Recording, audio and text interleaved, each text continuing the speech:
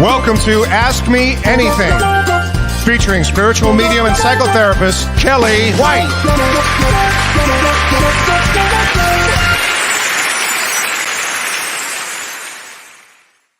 Hi, everybody. I am spiritual medium and psychotherapist Kellee White, and this is Ask Me Anything, and today is June 6th, 2024. How's everybody doing? And just before I even start, I want to say a big happy birthday to our announcer, Bill K. It was his birthday yesterday, so happy birthday, Bill.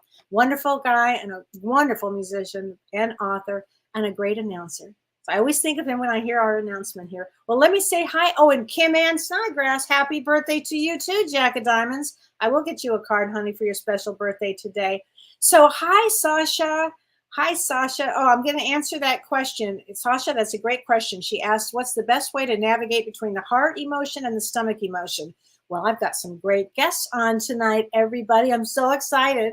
And I'll bring them on in just a few minutes because I want to do the astrology first, but we'll answer that question, Sasha. Hi, MKD. Hi, Kathy Johnson. How are you, honey? Hi, Nettie. Hi, Dee Dee. Extra strong wind in Chicago. I know. And it's extra strong here too. So it is unbelievable. Hi, Toby. Hi, Kate. Hi, Stacy. Hi, Denise. Hi, Sarah. Hi, Monique. Larry Climas. Yay. Hi, Larry. Another incredible musician. Hi, Larry. And he says hi to Shirley and Karie, my special guests. And hi to Brenda. Hi, me. Hi, Benjamin. Hi, Trey. Hi, Ellie. Hi, Ann Margaret. Hi, Marge. Hi, Laura. Hi, Linda. I could keep going on, but I am going to start the astrology. Has everybody had a good week? Has it been a week full of surprises? We've had a lot of surprises around here on the farm. Our power went out, dodged a couple of tornadoes. Let's see, a car ran through our yard and right into the cornfield next door. I'm not kidding, which is our cornfield. And our dog went after a possum. That's right, all within a very short time span. So it's been a lot of action for somebody who lives in the middle of nowhere. It's funny how that works. So let's talk about the astrology. Oh, and the possum was not harmed. I want everybody to know. Now, actually, you know what the totem for the possum is? Because, of course, I had to look it up because my dog went after this possum, grabbed the possum, dropped the possum when I told him to drop it, and came into the house. And 10 minutes later, Dawn went out and the possum had skedaddled. So I was very happy. But possum actually means for us to have a lot of patience, that the universe is opening many doors for you. So I thought, you know what? That's pretty darn accurate because I'm the one that saw the whole thing go down. Not a good thing from a gal from LA to watch. But anyway, let's talk about the astrology that's going on right now, because I think it's really important that we understand this pretty intense time period. We are in a pattern for the next few days of a Taurus stellium. So that will have actually, as of today, we have 6 planets in Vedic astrology. I'm talking here. We have 6 planets in Taurus. Now that happens about every 1,000 years. So this is a very unique situation. It means, and Taurus is an earth sign, so it's heavily earth oriented, heavily earth loaded, this energy. And you can imagine if you're in a room, like a small room, if you think, with 6 people with very strong opinions, because Taurus is a strong, opinionated soul, frankly, and they don't really budge. So we've got 6 planets right now in Taurus. The sun, again, Vedic astrology, the sun is in Taurus. Venus is in Taurus. Jupiter is in Taurus. Mercury is in Taurus. Uranus is in Taurus. And now we have the moon as of today in Taurus. That is a lot. So when all of these planets come together, it can mean a major trigger point for something, because Taurus activates a large bundle of energy. So I'm going to tell you that until about June 12th, it should be pretty intense. And Taurus represents money, investments, relationships with family members, domestic harmony, and earth. So Earth right now, this can represent, because Uranus means sudden events, and Jupiter expands everything. So this could bring earthquakes, major weather related situations, and heavy rainfall. And I think that's what has been going on for the last few days. And I think that will continue for the next few days because of this intense time. Now, it is a time to really take stock, like energy stock, take stock of what do you want in your life? What direction do you want to go in? Because this is an excellent time. Tonight is a new moon, and that is a new beginning. And it actually looks at self-improvement. Is it time to change your office, move your office, fix your office up, fix your home up? It's actually an ideal day for, even if you're looking for a new home or even buy anything, it's kind of ideal for that. But these are some major energies. They're heavy energies, not heavy like some of the energies we've had, but solid energy, I would say. So, and now that Aries is also, or that Mars is in Aries, that does bring us energy to do things. Now, and the other thing I want to discuss is on June 11th, we have Mars squaring Pluto. And Mars is going to be in Aries. Mars is in Aries, and which is its home. And it's going to form an exact square with Pluto. And this actually will last from about June 8th until June 13th.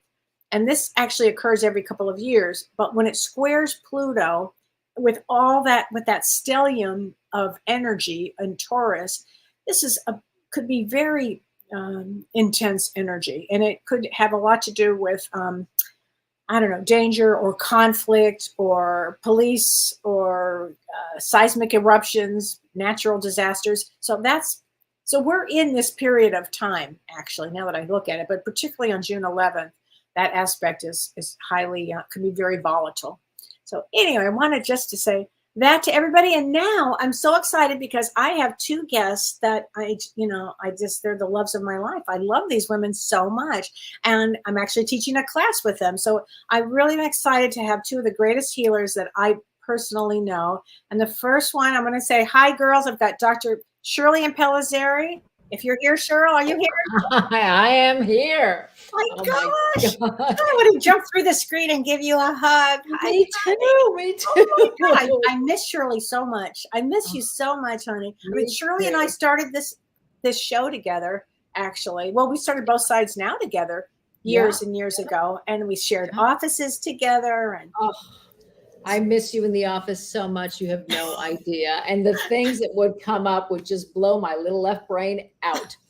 We had a lot of fun. I mean, really, so fun. Yeah, there were great stories. Oh my gosh. And you're in a new office in Beverly Hills. Is that right? I am. Yeah, our lease was up. Yeah. And so I decided to move back into the hood. So when I walk by the places you and I used to walk by, it just brings back so many memories. Oh my God, we had the best lunches. We would take lunch every once in a while, once a week. I know it's so much fun. And for people that don't know Dr. Shirley, Shirley you specialize in somatic experiencing therapy. Yeah. Therapy. Yeah. And also connection. But I'm just missing that one. Attachment theory. Yeah. And you wrote a book. Yes. Why Can't I Change is the name of the book. The title is not my favorite, so I'm going to rewrite it. Good. I think for many people already know that your mother was my mentor. Yeah. So people that don't know that, I met Shirley through my mother, actually, years and years and almost 30, probably more than 30 years ago. Yeah. Well, I met your mom in 1997. Wow. So it's been a long time. Wow, Shirley. That's amazing. Well, let's bring on our other dear friend, Karie Gonia. Karie. Hi, Karie. Oh, I'm so glad you're here. And Karie is an extraordinary healer who you are. How do I explain what you do? Your family constellation, a practitioner in this. Yeah. So I help people clean up ancestral trauma. And most of the ancestral trauma is the subconscious stuff, the patterns, the fears, the phobias, the clients that just keep going in circles. Wow. deal with. Having a session with Karie is life changing. Actually, Oh, wouldn't you it's agree, life-changing. Shirley? Life Oh, changing. it's life-changing. Yeah. Wow. And the reason I have my dear friends on today is we are teaching a class called Healing Family Trauma. And it's on June 22nd. It's a 4-hour online course. And I'm going to be talking about from the spiritual side of healing family trauma and bringing in spiritual tips for people and to give them things so they'll understand how to think about their family spiritually. And Shirley, what will you be talking about? Well, I'll be talking about the human aspect of it because, as James says, we are now souls having a human experience. So it's important to understand where the trauma comes from in this lifetime and how to heal it in this lifetime too, as the humans that we are right now. Right. And Karie, So tell us about what you'll be doing. Yeah, so family constellation therapy blends the human and the spiritual. And so I'm going to be talking about what generational trauma really is because we're just now kind of having these conversations. And love and loyalty is at the root of the repetitive trauma that gets passed down. Love and loyalty. Love and loyalty. Can you expand a little bit on that? Yeah, I'm really visual, and this might be a weird example, but how spirit explains it to me is trauma that happens and gets passed down in family systems is like a hose that's being kinked over and over again. But we unconsciously either follow people that passed early or we follow the addict because, 5 generations have been addicts, but we do it out of love and loyalty. In my work, they call it orders of love. So if everything's flowing appropriately, if everyone's filling up with that life force energy, the orders of love is going in the right direction. I've done so many constellations and I've not had one where that has been the case. And so at the root of any kind of conflict or repetitive trauma, it's love and loyalty. I love my parents. I love my grandparents. I will die if I'm kicked out of the tribe.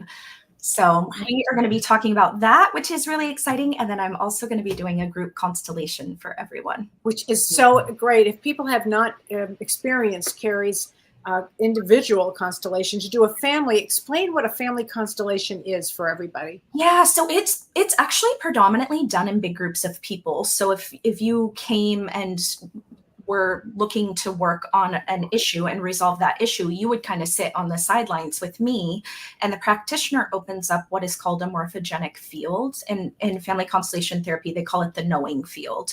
So the knowing field is the soul's consciousness of your entire family system from start to finish. So let's say I was constellating you, your mom and your dad, Kellee, you would sit by me and someone would stand in the field and represent your mom's energy or represent your dad's energy. I can also do what is called aspect work, which I do a lot. I could put in war trauma. I could put in Holocaust trauma. And so when the people are in the field, whether in groups or one-on-one with me, that you feel all the trauma. So you have a felt sense in the body. Sometimes you start moving around. Sometimes you get really emotional. Sometimes you can feel nothing. And that's typically if there's a lot of repression or addiction, mental illness. And then in order to clear the energy, most of the time we have to get people in their proper place. So that order of love, that flow, that life force energy can flow into them. So when we do our class and we're going to open the morphogenic field, and people will stand or sit appropriately as you guide them through the energy field. So the cool thing that I can, with groups, especially in a workshop situation, I can kind of take the biggest dynamics that I've seen in pretty much every family system. So I feel like you kind of get a lot of bang for your buck because we can work on addiction, attachment issues, war issues. I can kind of group things together. And loss. You'll be dealing with loss too. Loss. Grief. Suicide. I've been it's funny. I've been seeing a lot of suicide lately. I feel like it goes in waves. Every couple of years, I'll get like another kind of round of it. But yeah, that's very true. I have a round of widows and widowers. Yeah, but I go through different cycles. Yeah, me too. Do you have that in therapy, Shirley? Do you find that you have different clients or different patients that come in with, like, all of a sudden you have a series of affairs or a series of betrayals? So funny. It's true. And I almost think like sometimes, in fact, it happened yesterday. It's almost like deja vu. It's like I'm thinking, wait, I said this an hour ago. You know? Yes. Isn't that interesting? I believe that spirit does that totally intentionally. Monday, I had 6 fathers who were electrical engineers. 6. Like every person what did your dad do? Oh, he was an electrical engineer, in like really similar kind of situations. So I feel like collectively we all come together. Yeah. I think so Oh, too. absolutely. Well, I have a question for you. This is from Karie East, and actually, Karie, this is for you. And she's so excited. Shirley, she was watching our old YouTubes when you and I were doing our YouTubes together on both sides now. And Karie was a guest, so she's excited. She's going to take our test. But Karie, this is her question, and I have the same question. She says, "Are ancestral trauma therapy and constellation therapy the same thing?" Because she's heard them interchangeable, and I didn't know, are they the same, and do they have certain commonalities? Yeah, that's a great question. I don't actually know. I don't know if maybe somebody took the principles of family constellation therapy and maybe put their own spin on it. Yeah, I don't actually know the answer to that. Oh, okay. So have you ever heard of it before? I haven't heard of it before. But it would be somebody that does a different type of energy work that maybe focuses on ancestral trauma. I wonder. I think we're seeing more of that pop up. Okay. I mean, I'm sure you're right, because I think that generational trauma is now becoming in in our words. We're used to hearing that now. I mean, I know I repeat it all the time, because as soon as I work with somebody, I can see, okay, where did this come from? Yeah. I need to know. And then Lori Young, who just had just got her master's in psychology. Yay, Lori. And she's also a medium. So happy for her. She says, "Karie, how long does it take to become a family constellation therapist? And are you a trainer?" I am a trainer. I've actually been teaching a year-long course for the last 3 years. So I'm on my 3rd round. Wow. 4th round. I've been teaching a lot the last 3 years. And so I actually studied 13, 14 years ago in New York. So my program was a year. And so I just kind of mimicked it after that. But yeah, definitely shoot me an email and I can send you the packet. Oh my gosh, that's fantastic. Wonderful. Now I have a question for both of you, and this is from, I feel like this is the quick question round here. Okay, contestant number 3, Kathy Johnson. She says, "Knowing and releasing religious programming from many generations before me." She says, why do the old patterns of "you're not worthy to be in this kingdom," or "you will dwell in outer darkness for all time and eternity," etc. Why does this list? And I should say, she's talking about a Mormon background. Okay, she says, "In my deepest place of knowing, I can breathe through this and I can let go. But at times I'm blindsided, and it's like a stranglehold of foreboding, like a paralyzed feeling," she says, "and guilt for stepping away from the church." And girls, she left over 40 years ago. Wow. How do you, from both of your perspectives? Yeah. For sure. Here, do you want to go? Yeah, I'm happy to. I mean, so she's saying that she was taught that in the Mormon. Well, yeah, the stranglehold is that you will go to hell, basically, if you're not part of the group. Well, I mean, that's a very common tactic that, I'll use the word cult, leaders will use. Cult. Yes. Yeah. Let's talk about it from a cult standpoint. And so it keeps you in, because the easiest way to control people is through fear. And many times our biggest fear, and it's an innate fear, is death. Right. And so because of that, we also, from an evolutionary standpoint, we also have a negativity bias. So we will remember everything negative because that can save our lives. I have to remember that gray cave is the one that has the bears in it. So I don't go in it because that's the one that killed my brother. But the fun stuff, who cares? I don't need to remember that because it's not a lifesaver. So it's all about survival. So we already have a bias to remember the negative stuff. That's why your kid will always remember the one time you couldn't show up to the play, and every other time it's like, I still remember when my mom didn't pick me up from the play. There you go.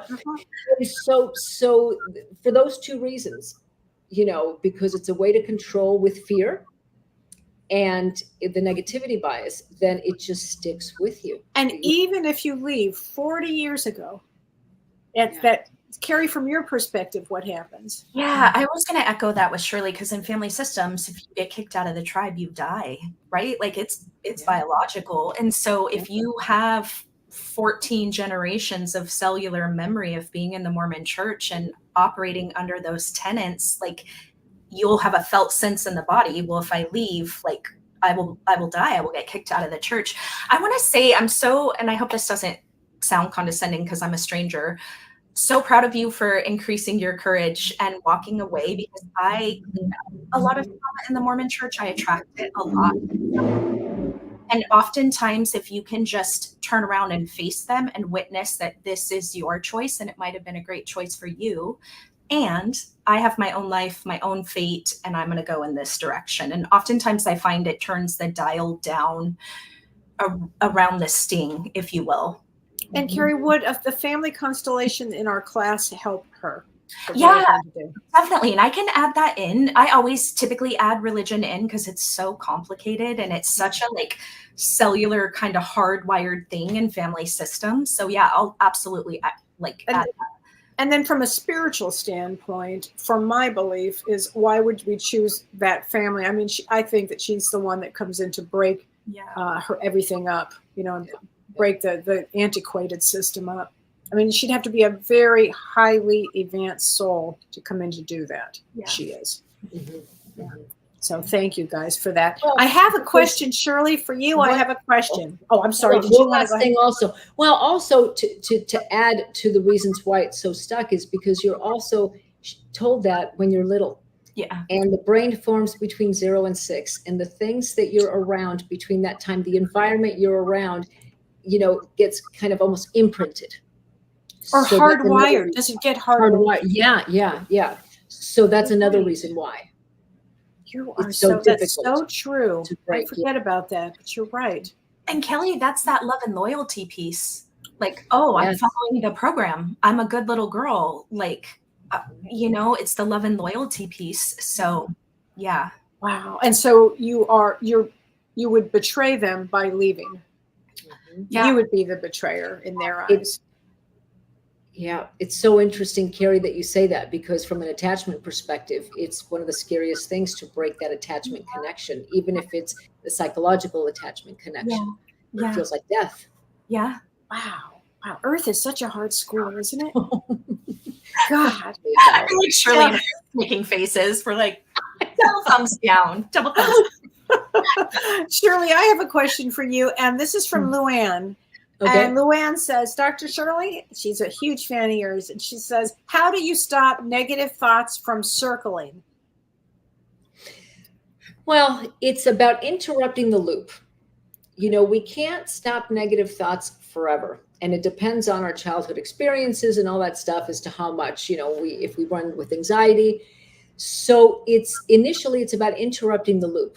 And that every time you interrupt the loop, even if you go right back to the negative thought, that interruption starts to stimulate other parts of the brain. And that is how we start to rewire the brain. And so it can be rewired. Oh, absolutely. Absolutely. Yeah. But it's interrupting that loop. Even if you go right back to it, we have a tendency to think that, I interrupted and I went right back, so it didn't work.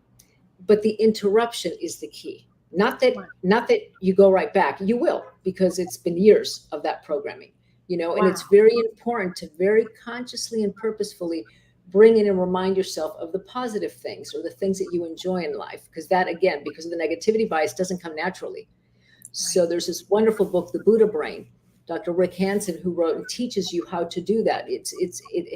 When we want to change something, we have to be very conscious and very purposeful, of bringing the opposite. And that's called The Buddha Brain. The Buddha Brain is the book that he wrote. Yeah. Wow. Thank you, Shirley, for that. This is a funny question. This is from Kim Ann Snodgrass. Happy birthday, Kim. She says, Dr. Shirley, what did you think when Kellee said to you, I'm moving to a farm in Wisconsin? Well, once I came out of the shock state. It's true. It's true. Once we both burst out crying. Exactly. Oh, it was so sad. I mean, of course, I love you so much and I want the best for you.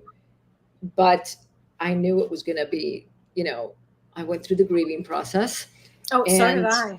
Yeah. And it's, we are resilient beings. It's one of the one of the, I'll say, many positive things of being human. We are resilient, and we as long as we don't suppress the emotions, which of course I do have a tendency to do, you know, Well, we and can part get of that through was it. to survival too, Shirley. You know, Yeah. and then what happened is you came to visit me, and right Yeah. after you left, COVID hit. So the Yes. original plan was I was going to go back every month, and be with you and with Karie and have my family. Remember? But that's not what happened. Then the world had to, you know, there were different plans in Different place. plan, but I have to tell you, it was the best New Year's I have ever had in my entire life, hands down. It We'll was do so, it again Kellee, once the house is yeah. remodeled, and we'll do it again, Cheryl, and Karie will come out, Yes. and it'll be so much fun. Oh my God, it'll be so fun. You guys were texting me the pictures. It was so cute. Oh my God, it was so fun. Oh my Kellee God. has an incredible way. Kellee and Don both have an incredible way of making you feel so welcomed and so at home and so inclusive. It was just amazing. Oh my God. Well, we loved having you, and Karie, we're looking forward to having you too. Oh So my God, it'd be so here's fun. a question from Lisa Jamuzian. She says, when we heal our inner child wounds, are we able to heal our lineage, past and future? Could you speak to generational trauma? Yeah, I think so much of generational trauma is not suppressing, is not. It's funny, today I had very similar sessions, and there was this one ancestor that kept saying their family system was like a pot that was boiling over, and everybody just kept sticking the lid on the pot. And I was like, man, that really summarizes just generationally how everyone just pushed down pain, pushed down grief, pushed down, I was 18 and I went to war and I came back and my mind was gone, or whatever those examples are. So I find I like to do this thing, and I can do it, I'll do it in the group Constellation, where I bring in the little kid and kind of witness everything that they went through, and then witness all of the strengths and all of the gifts, and then like welcome them back home. Because most of the time in my work, we abandon them too. We don't want to deal with it because it's the hardest part of our story. And so I think that is a huge component of healing, not only yourself, but everyone going backwards, and then preventing trauma. And then from going forward. Yeah. Wow. That was interesting. So Tammy Jackson says, how do you help those that are struggling during these intense energies right now, and those that are triggered easily, those that are overwhelmed and angry? So that's a great question. How do you work with people that all of a sudden are triggered easily? I think somatically, don't you, Shirley? Let's talk about somatic. I think talk about that. For everything. Yeah. Well, I think it's first understanding that you're being triggered, and understanding what your triggers are, and being curious about them instead of, curiosity is the antidote to judgment and criticism. And then, as you said, Karie, taking it to the body, just sitting with that trigger. What does it feel like? I remember when I used to get triggered, it would feel like a volcano erupting in my stomach. And so to really just observe that sensation and wait until it passes. All sensations and emotions pass. They always will. Problem is, if they're so big, we get so scared that at the top of the, of the tsunami of emotions or sensations, we want to bring it down. And that's what addiction is all about too. But if we wait long enough, we can feel that passing. And that's such an important thing for the nervous system to be able to feel. To regulate. Yeah. Wow. So it's important and with triggers, it's so important to look at them with curiosity instead of getting upset at yourself or getting triggered. There's always a valid reason for everything that we feel. So that brings me to a question about personality disorders. So when a personality disorder has so much rage and you never know when they're going off, what is your take on that from a generational point, Karie, and from a somatic point, Shirley? Karie, you want to go first? I'll let you go first, because I think probably. I mean, isn't it like, to me, the way I view it is like generations of trauma coming forth, and somebody is the one that's going to express it. Like you said, like that pot that's bubbling over. Yeah. Well, there's certainly a genetic component to personality disorders. However, in the study of epigenetics, we know that it really all depends on the nurturing and the attunement and the love you got at home as a little kid. And that decides if a gene is expressed or if it stays dormant. So there is a genetic component to it. But it's an inability to regulate your emotions. I mean, that's what the rage is all about. And, if we're talking about people with borderline personality disorder, the rage is when you feel that someone has hurt you, has abandoned you. Their big wound is abandonment. So anything can feel like abandonment, depending on where you fall on the continuum. And so it's like you feel that abandonment and you react. So I've worked with people who have that, where we go somatic, notice and they got to the point where they were able to notice when they were getting triggered, and they were able to take a moment and not react. And in that moment of noticing gives you enough time to take a step back and choose your response instead of just reacting. Wow, that's amazing, Shirley. Here's a question from Wanda Mann. Well, it's not a question, it's a statement. She says, "You three together could give me a life makeover." Actually, that's our goal here. She says, "But I'm not sure I'm brave enough to ever face the truth of the real me." So how do you want to address when somebody doesn't want to face whatever their truth is? I mean, does that go to self-worth? You know what's funny? I watched a video this morning of a famous actor, and he was in a room of like 20 autistic boys. And this one boy wanted to ask him a question, and his anxiety just took over. And so everyone was like, "It's okay, take your time." But the actor just held such beautiful space for him. And it took a second. It took about 90 seconds. And then one of his little buddies that was sitting next to him said, "Increase your courage." And it touched me so deeply. And all day I've been thinking about it. And I was like, I know that message is for someone, because sometimes we think we can't do the scary thing, the hard thing. That's actually what I love about FCT the most. I always tell people, if you have the courage to come do family constellation therapy, it'll change your life probably faster than what you're expecting. But I think just increasing your courage and taking that first step. Good answer there. That's really lovely. I'm glad you saw that. So here's a question from Emily Bordelon. She says, "I have 3 children. All 3 have changed genders." That's a lot. They are all beautiful and successful, and my husband and I have a relationship with all of them. But what makes one want to change gender? I mean, that's a complicated question. From a neurobiological standpoint, it could be that there were different hormones that were, influenced and that were there when the brain was forming in that area. It's a very difficult question to answer. And I don't think there's just one answer, but there is a very real biological piece to it. Wow. My thought on it is that, and I've spoken about this before, that I think they're very highly advanced souls that come on to Earth to change up the damn system, that we're really just souls, because on the other side, do we take a male or a female position if we want? But often I've worked with some guides that I don't know if male, female doesn't even make sense. Do you know, does that happen with you, Karie? Yeah, because it's just energy. And so from an ancestral perspective, I agree with you, Kellee. That was my thought too. I'm like, oh, they're just the little pattern breakers that are pattern breakers. Not afraid of their soul. They're not afraid of healing that programming. Right. Good. That's what I believe too. It takes so much strength and courage, the people that are critical of it. I mean, do you think anyone would want to have to face their own family, society, and all the negative things that come from that just because they want to? I mean, it is truly, truly a struggle. It's not an easy decision to make. And so they'd have to be, warriors.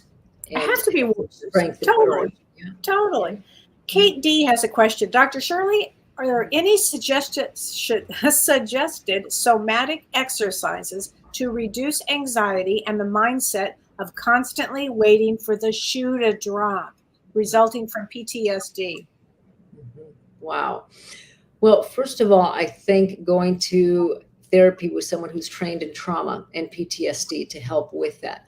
But as just a tool to have, grounding is a really important tool. And that means you're putting yourself in the here and now. And in the here and now, there's safety. You're not in that, the traumatic experience.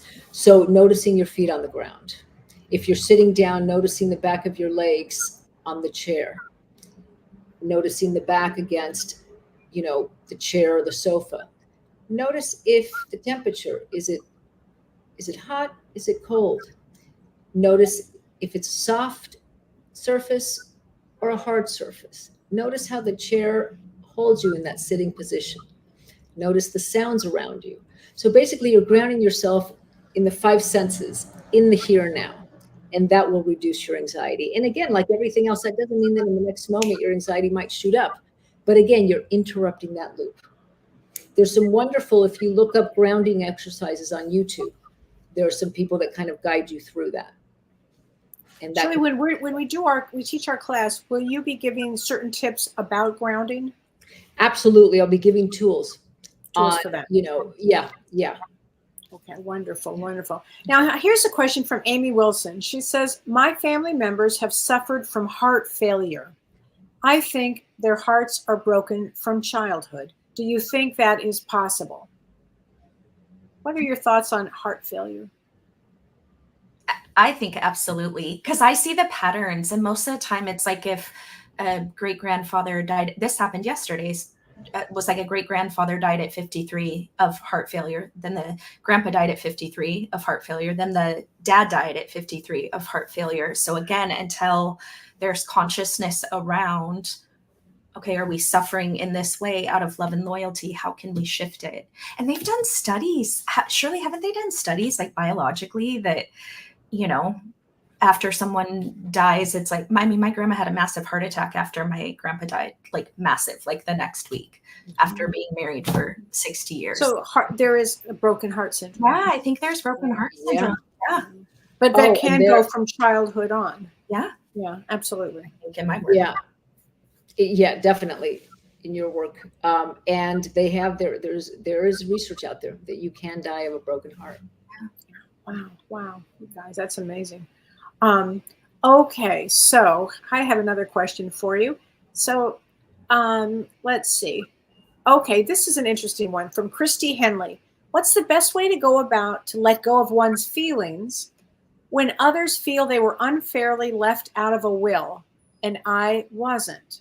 I worked very hard for my quadriplegic brother for years helping him, and they only did visit once a year.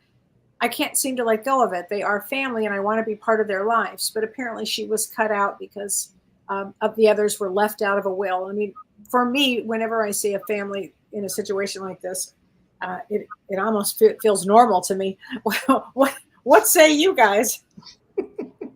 I unfortunately see this a lot. So yeah, right? Big time in my work, because I'm looking at a very specific thing. There's some money trauma in the generation before. So like a stolen business, a stolen home, bankruptcy, something like that. War trauma, that's really common in the Holocaust, of stealing everything and everybody having to start over. So I would start kind of scanning and see if it's a repetitive pattern. Oh, very good. Yeah, that's very interesting. I've never seen it be just like a one-off. So isn't that so? Everything has a pattern in my work. Yeah, everything. So interesting here. Lori Young says, Dr. Shirley, what are your thoughts on EMDR? I think it's a really effective tool, to use to help reduce trauma. And it was described to me recently in this very kind of easy to understand. So we hold on to trauma, they say, like in the right brain, and the emotions and that kind of thing. And so EMDR is basically bilateral stimulation. So when you're talking about a trauma and how it affected you, then you either follow somebody's finger, past the midline, or there's, tones that you can hear, or you tap, right? And so it kind of allows that memory, that trauma, to go from right brain to left brain, right brain to left brain.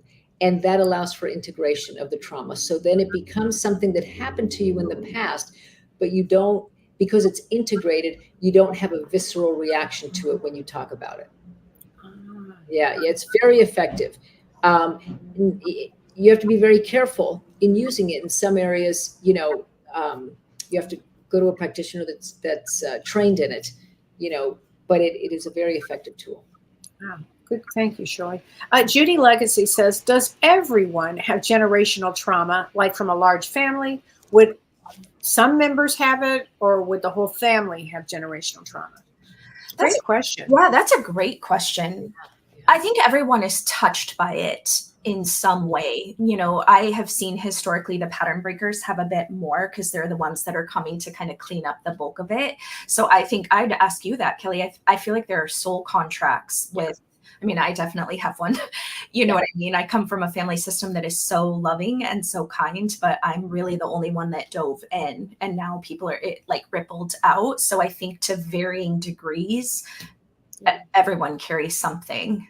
Oh, I think if we're here on the planet at this exact time, we have lots of things to blow through, because this lifetime will actually give all of us 7 times more energy to deal with all of our things. And it's more than just 7 times more energy. It's 7 times the advancement with, so we wanted to be here during this time so we could go through our family shit and really work on it and work on ourselves. It's a very, very important time here, very important time on Earth to be here to work through your stuff. So be brave. Increase do it. Increase courage. I love that. Oh, it was so. I love that. Yeah. Oh my gosh. Okay, here we go. Jody W says, a lot of deep wounds seem to be active for me, looking into my shadows and hoping for deep healing. But right now I'm in it and it's a struggle. What tips or tricks do you have for someone who wants to feel and release the pain, heal, but needs some relief from the grief as well? This is tough stuff. It is, Jody. It's very tough stuff. Yeah. It's very, very tough. I mean, sometimes it can feel counterintuitive, but when we go in it, it can help release. And that's part of what somatic experiencing therapy does, where you notice the sensations of the body that it brings. So if there's a tightness, in the chest, you observe that tightness and you just stay with it. I mean, this happened in a few sessions today where all of a sudden this image popped in to this person's mind when we were just tuning into the sensation, and the image was able to, came up with what a fear was for her. Another time a random memory shows up that ties everything together. So going into it, even though it feels counterintuitive, allows it to start to dissipate, or allows you to start to understand what it's there. Staying with something and feeling kind of stuck in it isn't helpful. That's very different. Yeah. So actually that she's taking action right now is very important. I mean, first of all, bravo. Nobody said it was going to be easy on Earth. Nobody, when we signed up here.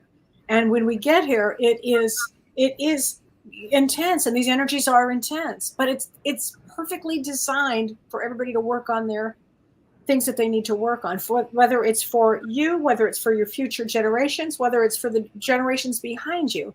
Bravo. And it's not always going to be that way. If you really work through things, it's not always going to be that way, right, Karie? That's what I was going to say. I always tease Shirley that I'm like, WWSD. What would Shirley do? Yeah, what would Shirley do? It helps me to remember, like, okay, if I'm having a big emotion, or if I'm drowning in grief of the last couple of years, it's like I'm not going to get stuck in that place. And I feel like it allows me to go into it so then I can move through it. So you're not going to stay stuck there, even with the family stuff. Even when the toughest of stuff, you don't. It's so true. This is a good question. I don't know if I'm going to say the name right, but Jesus Ita Marquise. She says, why is addiction prevalent in some families? Yeah, because there is attachment trauma. There's, most of the time, people have died young. People have died in war. There's like big T trauma. And what happens in my work is, those generations weren't equipped to actually deal with those emotions. And so nobody talked about anything. Nobody witnessed that a brother went off to war and died, or a baby died in childbirth.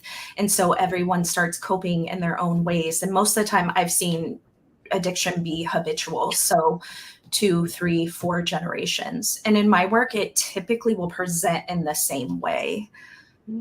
Interesting. Wow. Meaning a similar addiction. Yeah, similar addiction, or similar like acting out patterns or similar ages. I see that a lot. I always tell people, I'm like, start checking ages. It's like the people with the heart diseases, like at 53, it just kept repeating until somebody noticed the pattern and was like, oh wait, we don't want to Well, do and when you kept saying 53, I thought it was really interesting because in the work I do, I look at numbers all day. It's really how I determine where everybody is. And 53, what happens at the next stage after that is 54, 55, 56. And that's where life changes. And I think it's very fascinating when somebody opts out at 53, right before the next big change. And Oh, that's I always so find that fascinating. Yeah, 43 is the same thing. Like, oh, I wonder why they just chose not to go to the next change. Or Yeah. right before Wow. Saturn return, 28, 29, 30. I'll do the same thing, you know.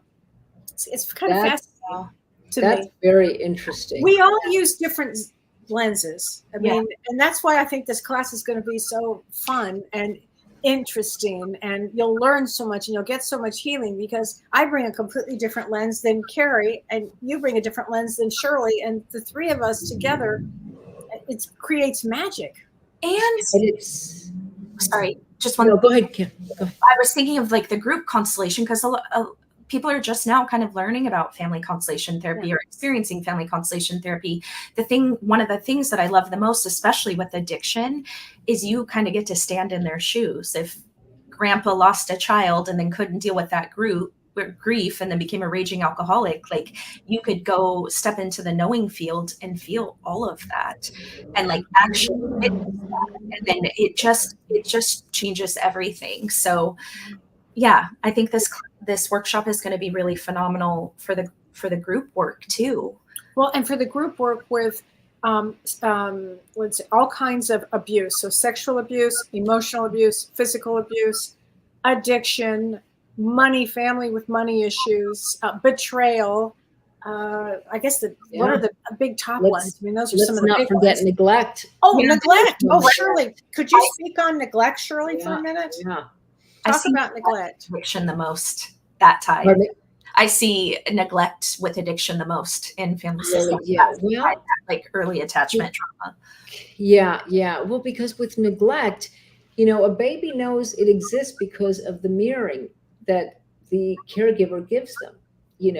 Baby's being looked at. And so the baby, of course, it's not conscious, but the feeling is, oh, I must exist. With neglect, there's no one there. So you start to feel it's this deep kind of lack of deserving that you exist, that you exist. There's this huge existence piece, And then the vital life force sinks. And then is that when early depression would start in? It suppresses the life force energy because life force is about existence. And if no one mirrored your existence and you're not supposed to exist, or there's a huge, then yeah. I was told once by one of my teachers that neglect can sometimes have worse psychological results than the other abuses, because while of course they're terrible, physical abuse, sexual abuse, and so on, they're relational. I have to exist if someone is doing this to me, but with neglect, I don't exist. Oh. So there's a lot of shame of having any needs, because if you have a need, that means you exist, so it's just it's a lot. And then from it. Thank you for that. And then Karie, in the constellation, will you put shame? Will you put blame? Yeah. Will you put forgiveness for what you have gone through? The soul has gone through. It's funny, I get a lot of feedback. I don't think that a lot of practitioners work the way that I do, but I don't think any of them do. I just don't want people to need a ton of sessions. And I've been at this for decades, like on my healing journey. It's the best, everybody. I like to get them in and out with love. Like I don't want people to need 30 sessions. And so I have a tendency to do that each constellation, whether they tell me they have that or not, because it's just so ingrained in every family system. And that's the part with the inner kid that's always my favorite, is like giving them the permission to just let go of that and like come home and just be sparkly and wonderful. So yeah, I will add that in. Wow. Shirley, Adeline March says, can we heal from neglect? Oh, absolutely. Absolutely. It's a process, of course, like any other kind of abuse, but you can absolutely heal from neglect.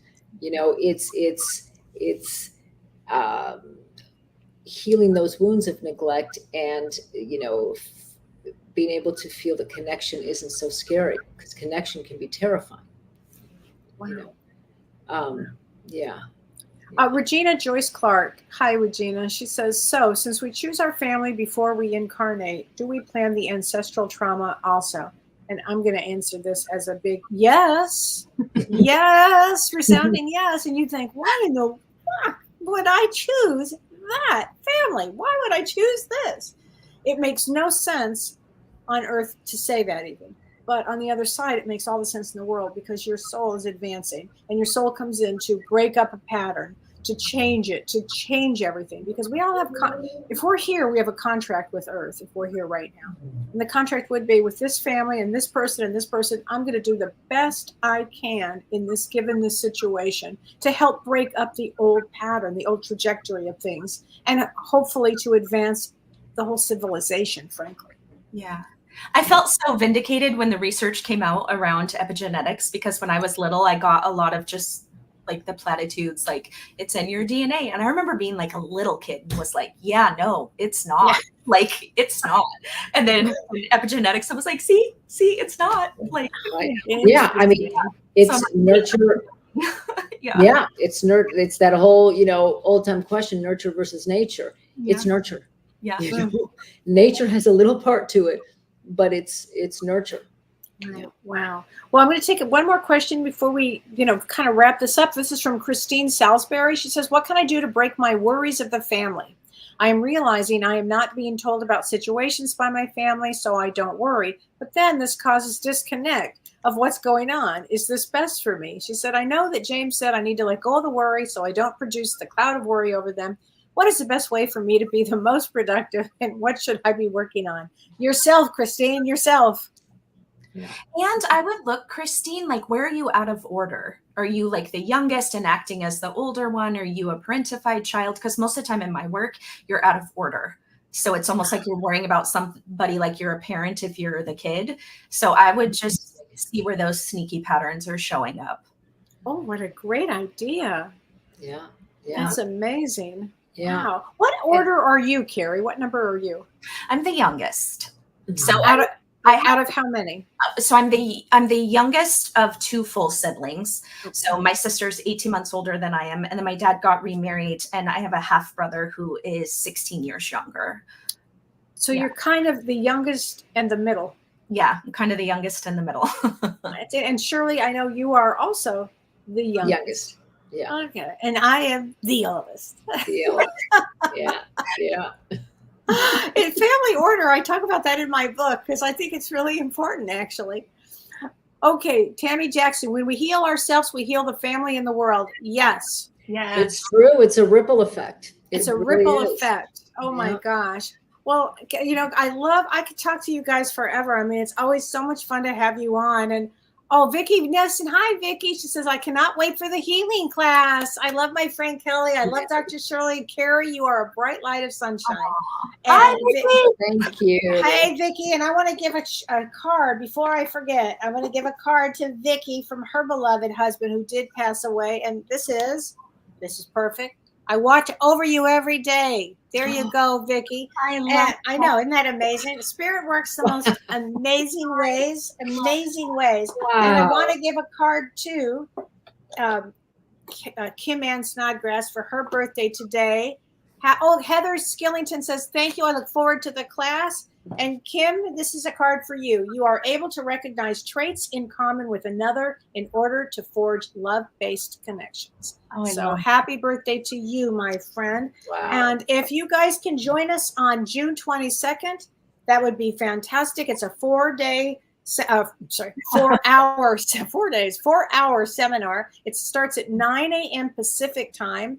And also, if you're not able to participate live, if you purchase it before the class, we will send it to you probably within 2 to 3 days at the longest, and you will receive it. But it will not be for sale after the cutoff time. But I think we're going to be enjoying we're going to have so much to talk about, in this class. And I'll be giving spiritual tips. I'll be talking about why we choose our families on the other side, what the process is like why would I choose this?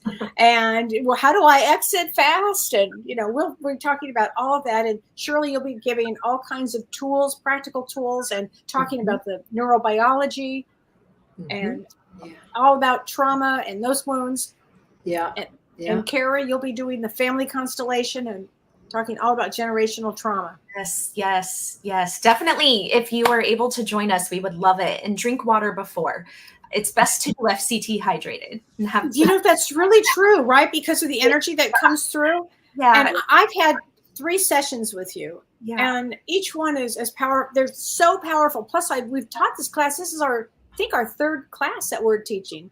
Kate D says, thanks. I registered for the class. Yay, Kate. You guys you'll love it. You are going to love it. Yeah. Shout out to Kate D. She increased her courage and rocked the biggest milestone. And I am so proud of her. Oh my gosh. That's great. That's wonderful. That is wonderful. So I'm proud of you, Kate. Oh gosh, me too. I mean, this is going to be amazing. So everybody look forward to let me just tell you too, on Monday, on our show at Life After Death and Beyond with James Van Prague and me, we are going to be talking about, it's just going to be, James and I are just going to be doing the show without a guest, and we're going to be highlighting psychic summer predictions, and we've got some unbelievable ones come for you Monday. So please join us. I think you'll all be surprised. Yeah, love that. Wonderful. So thanks everybody. Thanks Dr. Shirley. Thanks Karie. I'm so glad, and I'll see everybody Monday night. And if you can, join us for our class, Healing Family Trauma. Bye, everybody. See you there.